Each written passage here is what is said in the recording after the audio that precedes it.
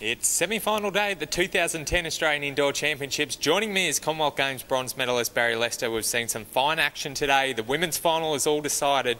It's going to be New South Wales' Arlene up against Katrina Perry, and they both looked in sound touch today. Oh yes, definitely. Arlene came out all guns blazing against Lindsay, and Katrina had a great game against Lee. Those two are in tremendous form, and it's going to be an awesome final.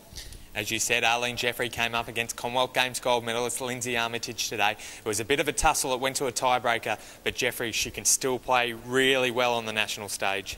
Oh yeah, Arlene's she's playing good bowl. She's been a steady state player, and obviously had a great run in the Australian squad for a long time. And I think she's back, and this tournament will be the stepping stone for her to play for Australia.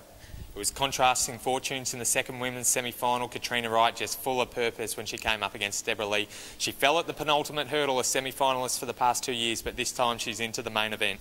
Yeah, there's a great aura about Katrina at the moment. She's walking around very confident, and she has some goals, and she's just great performer on the Grand Prix circuit. So you can see that she's got a lot of hunger and desire to play for Australia again, and she's going to come out all guns blazing in the final.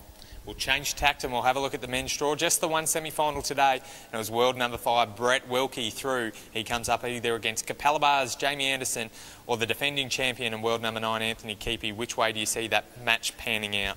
Yeah, I caught up with Brett after his win today over Brendan Baker, and he said that he'd like to play a bit better. So if Brett can play a bit better against one of those two opponents, I'm sure it'll be hard to beat. But yeah, Big Jamie, he's in really good form, and obviously Anthony's got the runs on the board on the indoor, so it's shaping up to be a great final. I'm leaning towards Anthony just because he's been there and done that, and Jamie's first time on television, but another exciting semi coming up.